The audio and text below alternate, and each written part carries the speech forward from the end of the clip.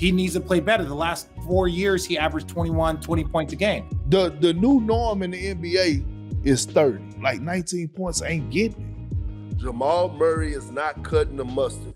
No matter how you try to slice it and dice it, if you're the Denver Nuggets, you got to do the right thing and don't waste Jokic's time, bruh. Don't waste Jokic's time. Frustration remains the prevailing sentiment towards Denver's slow start to the season. The former Nuggets coach George Karl even said the Nuggets are willingly wasting the all-time great's prime. Ever since the start of the season, something has felt off with them. They needed Jokic to go nuclear every night just to have a chance. The main culprit behind their struggle has been none other than Jamal Murray, who hasn't been himself since the start of the season. His numbers are down across the board.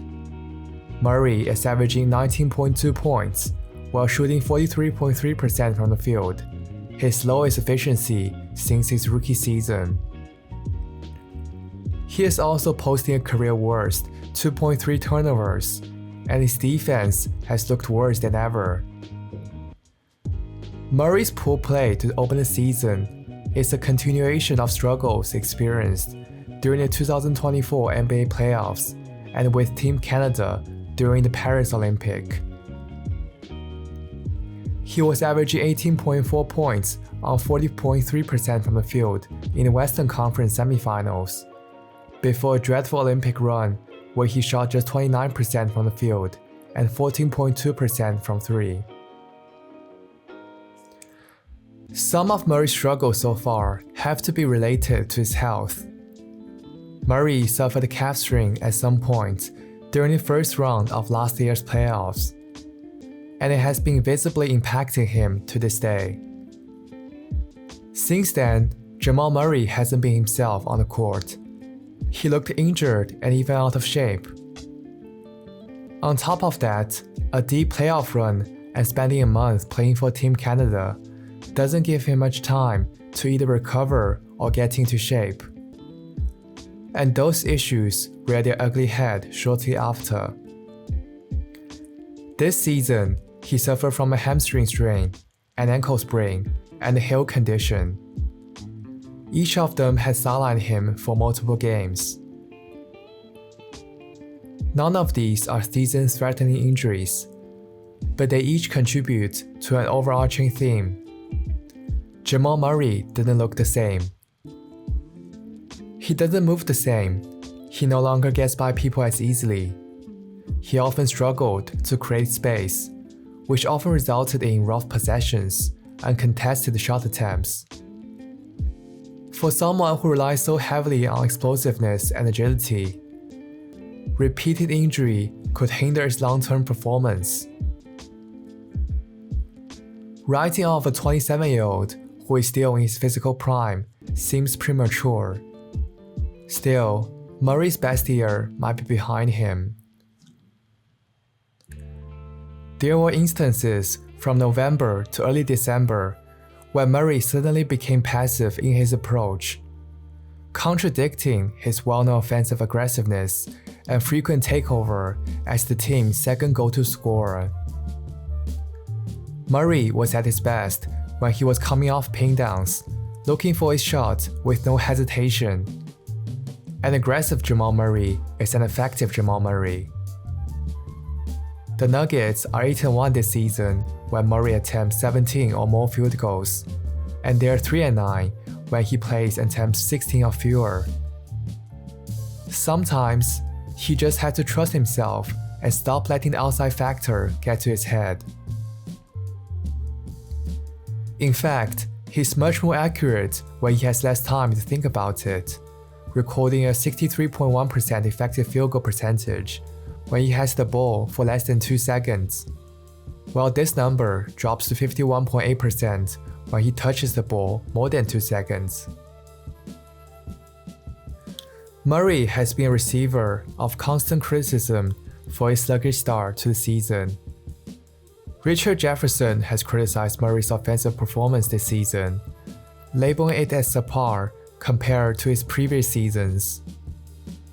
On the other hand, Kendrick Perkins advocates for a trade, suggesting acquiring De'Aaron Fox could boost Nuggets championship odds.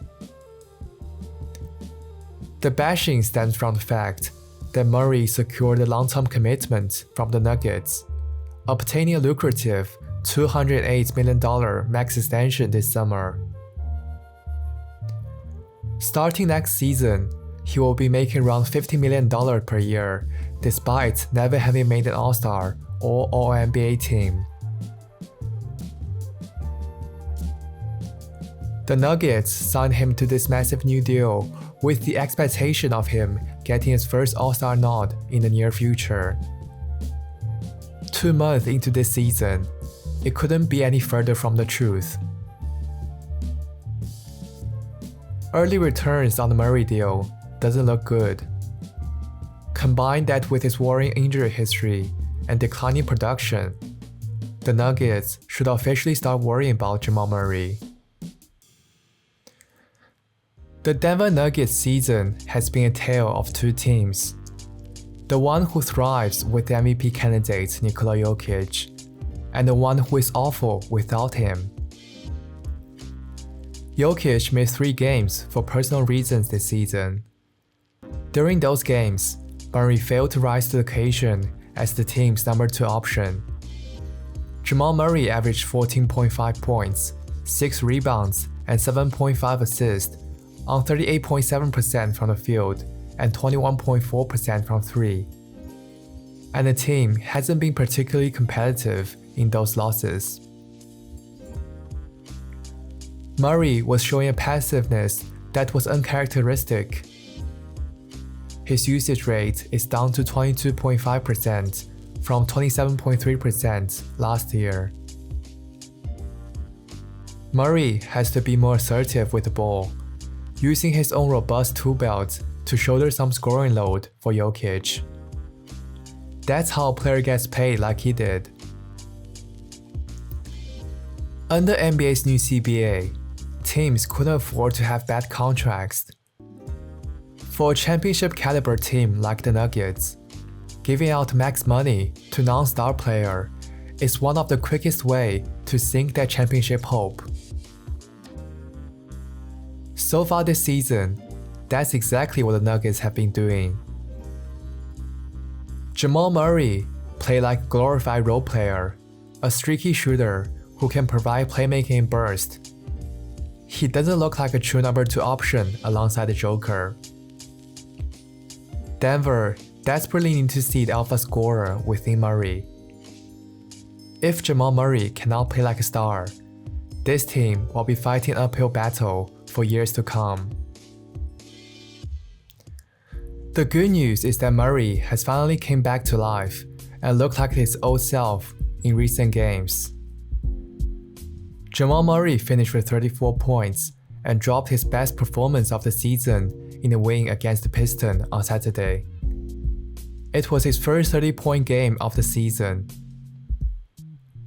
Since returning from a hamstring injury, he scored 20 or more points in 6 of his past 7 games. The 27-year-old was slowly and steadily recovering from the early season slump. His shot has picked back up, and scoring and assist numbers have been where you want them to be. He even got a little bit of explosiveness back and threw down a nasty dunk the other night. One encouraging sign for the Nuggets is that Murray has a history of starting the season slow. After all, Murray has made a habit of getting off to slower starts and turning back on right before the playoffs. It will be interesting to see if that trend continues this season. Hopefully, this is the start of Murray truly getting healthy and rounding into form. If he can continue to score in 20s every night on good efficiency, that will be crucial for Nuggets to have a deep playoff run. Paying a borderline all-star max money was already risky, let alone a star who might struggle to stay on the court. The Nuggets made a risky bet on Murray's future despite his troubling injury history. As a fan of Nikola Jokic, I hope it worked out.